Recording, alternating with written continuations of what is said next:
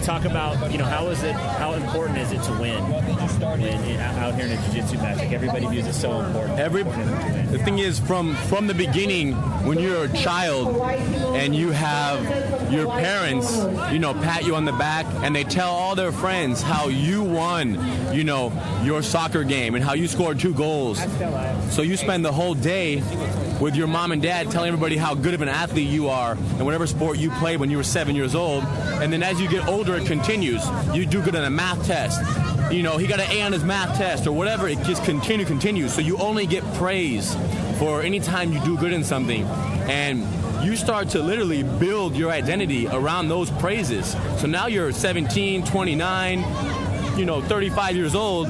And when you win a tournament,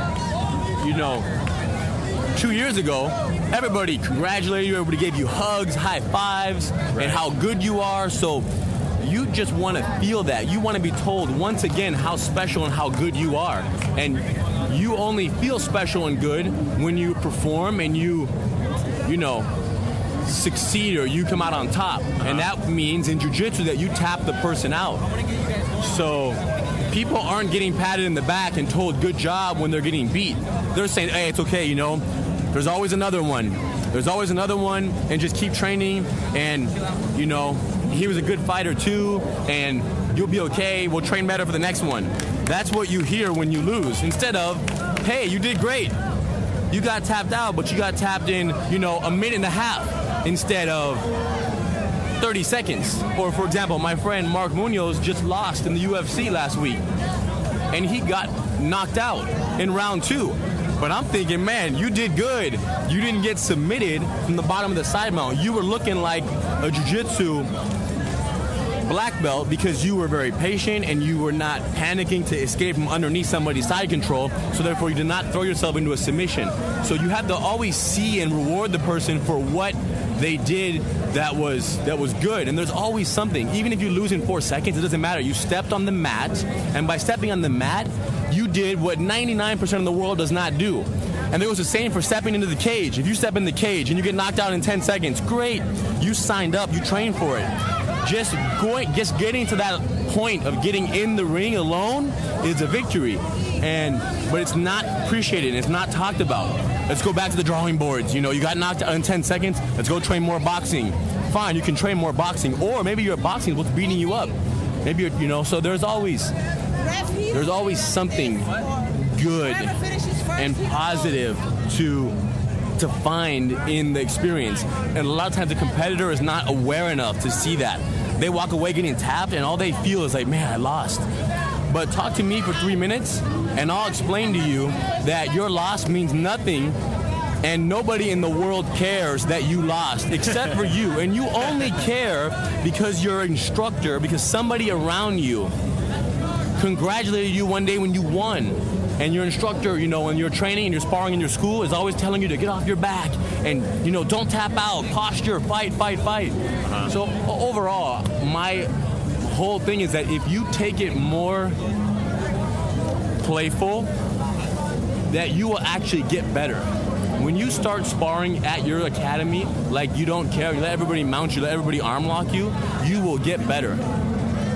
But the crazy part is that most black belts out there don't even think like that, so their students will never think like that. So this philosophy will only go as far as my voice can go, as far as Henner's voice can go, my brother Halik, as far as all of our instructors, our certified training centers. It won't go that far because everybody always says, posture for your life, break the guard. When really, why posture? Keep your head down, let them go for a triangle, learn and figure out what their triangle attack is. If you tap, no big deal, go again. But who are we training for? Who are all these competitors preparing for? Each other? Right. Well, that's what happens, right? Yeah, who cares? Yeah. Who cares if I lose or I beat somebody from, Team Kleber in Huntington Beach? He beats me. Does anybody really care in the world? Yes. Some instructors out there, they think if you win and you're from their school, that their school is better and more powerful. But our school in Torrance, is not the best and it isn't the worst, but it is a school that makes you realize that this is all a game, and all we want to do is spend time on the mat and turn 65 years old, 75 years old, and still be training jiu-jitsu and not be so egotistical and have fun and just have that camaraderie and that vibe.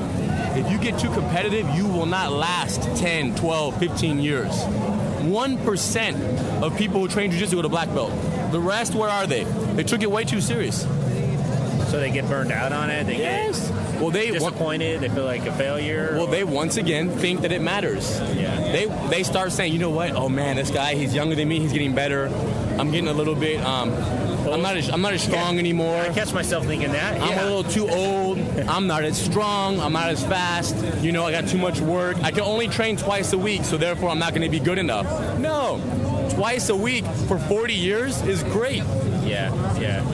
That's a very long mentality that looks at the long-term picture instead of the short-term picture. People forget why they're on the mat. They're not on the mat for the gold medal and for the victory. They're on the mat because they love to sweat and the feeling and the just rolling with somebody and the chess game and the science behind it. That's why they're on the mat. But they basically throw that away when they start thinking that, you know, they have to win. But you can lose for the rest of your life and appreciate how you're losing and just be a master at understanding where all submissions come from. It sounds like what you're talking about is enjoying jiu-jitsu as an art and not so much as a competition sport. Correct. Well, you can do it as a sport, but let's hope that you can, you know, turn the switch off and say, you know what, now it's for a lifestyle. Right. And most people, they don't even realize it, but they're already they're already defeating themselves. They're signing up, and day one, they're already moving backwards, meaning they're not making it their lifestyle from day one. Because from day one, their coach is telling them to go crazier, get off your back, fight. So they are building these expectations for themselves that they have to get off their back when somebody side mounts them. But the problem is 4 years down the road, they won't be able to because they now hit 37 years old. Right. And they can't get off their back anymore. So they're going to say, you know what, I can't do what I was told to do, so I might as well quit. So I'm not good at this. Yes. Yeah. No, the crazy part is that you should not get off your back when someone says get off your back. Because most of the time when someone says get off your back, they have no idea what they're talking about. They're just saying get off your back because they think that when you're on your back, you're in danger. But you're not. You're not in danger if you understand the game, if you bring the scientist approach. And that's what our whole goal is through Gracie University, is to be teaching everybody that it's so much more than fighting for one position.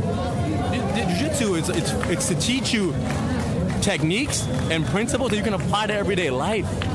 We only train on the mat so we can sweat a little bit and get a little workout and have fun, but at the end of the day, you are going to become a more calm person. You're going to become more strategic. You'll become friendlier. Everybody says all these Brazilian guys, they're all so friendly. It's not because they're from Brazil, it's because they do jiu-jitsu. Well, one of the things Joe Rogan recently said, Joe Rogan was promoted to black belt, by Eddie Bravo, yes. And he said that most of the people that he knows that are dedicated to jiu-jitsu are just nice people. It's because it's a humbling thing. Correct. It teaches you how to be a better person, easier to get along with, easier to talk to. You start sparring with somebody who's 40 pounds lighter than you, and they beat you, so you basically wipe that attitude, off your face.